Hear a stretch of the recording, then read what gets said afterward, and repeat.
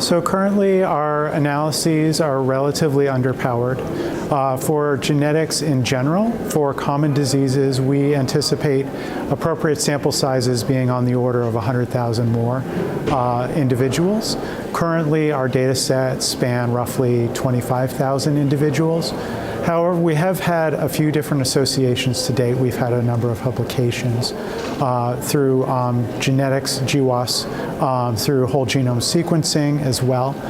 We have maybe, I would say, roughly half a dozen to a dozen associations to date. The largest associations was in a region that includes the interleukin-18 receptors, both receptor subproteins that join together.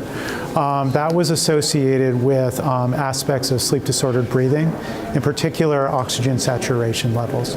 So we're finding that different phenotypes, apart from the apnea-hypopnea index, better describe aspects of sleep-disordered breathing. They tend to have higher heritability. But we are finding other signals specific to the apnea-hypopnea index.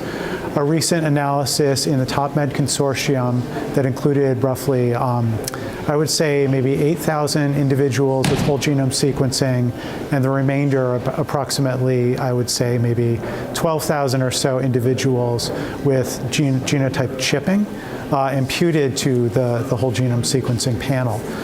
We found another association with the apnea-hypopnea index per se. This is in a region called NRG1.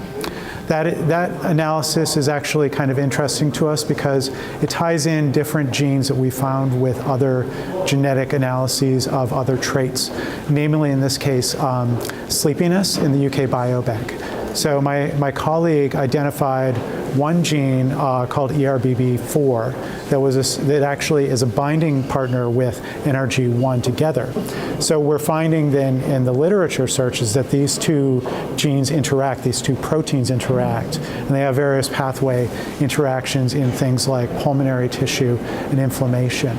And inflammation in general has been an interesting theme for us. We found a number of things such as the interleukin-18 receptors, the NRG1, polygenic risk scores for various aspects of inflammatory markers like cytokines.